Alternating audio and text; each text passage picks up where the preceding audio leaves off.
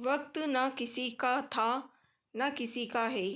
50 वर्षीय राजेश बाबू ने सुबह सुबह करवट ली और हमेशा की तरह अपनी पत्नी मीता को चाय बनाने को कहा और फिर रज़ाई ढाँक कर करवट ले ली।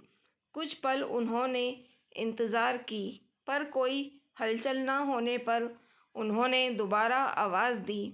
ऐसा कभी नहीं हुआ था, इसलिए राजेश बाबू ने लाइट जलाई और मीता को हिलाया, पर कोई हलचल न होने पर न जाने वो घबरा से गए। रज़ाई हटाई तो मीता निढाल सी एक और पड़ी थी। न जाने रात ही रात में क्या हो गया। अचानक मीता का इस तरह से उनकी ज़िंदगी से हमेशा हमेशा के लिए चले जाना असहनीय था। धीरे धीरे जैसे पता चलता रहा, लोग इकट्ठे होते रहे और उसका अंतिम संस्कार कर दिया। एक हफ्ता किस तरह बीता उन्हें कुछ याद ही नहीं। उनका एक ही बेटा था जो कि अमेरिका रहता था। पढ़ाई के बाद वही नौकरी कर ली थी। बेटा आकर जाने की भी तैयारी कर रहा था। उसने अपने पापा को भी साथ चलने को कहा और वो तैयार भी हो गए, पर मीता की याद को अपने दिल से लगा लिया था। अब उन्हें हर बात में उसकी अच्छाई ही नज़र आने लगी। उन्हें याद आता कि कितना ख्याल रखती थी मीता उनका, पर वो कोई भी मौका नहीं चूकते थे उसे गलत साबित करने का। ना कभी उसकी तारीफ करते और ना कभी उसका मनोबल बढ़ाते, बल्कि हर काम में उसकी गलती निकालने में उन्हें असीम शांति मिलती थी। उधर मीता दिन भर काम में जुटी रहती थी।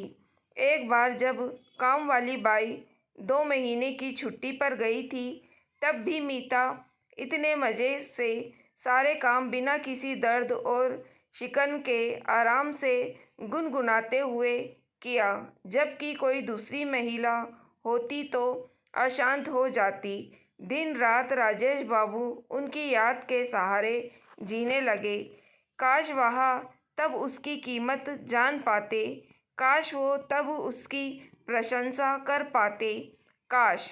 पर अब बहुत देर हो चुकी थी। आज राजेश अमेरिका जाने के लिए सामान पैक कर रहे थे।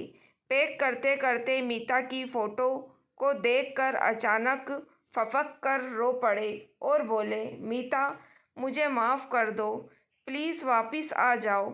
मैं तुम्हारे बिना कुछ नहीं हूँ। आज जान गया हूँ कि मैं तुमसे कितना प्यार करता हूँ। तभी उन्हें किसी ने पीठ से झकोड़ा। इससे पहले वो खुद को संभाल पाते, अचानक उनकी आंखें खुल गई।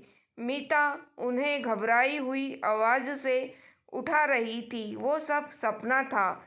एक बार तो उन्हें विश्वास ही नहीं हुआ, पर दूसरे पल उन्होंने मीता का हाथ अपने हाथ में ले लिया, पर आंखों से आंसू लगातार बहे जा रहे थे। बस एक ही बात कह पाए, I love you Meeta, I love you. और मीता नम्न हुई आंखों से अपलक राजेश को ही देखे जा रही थी।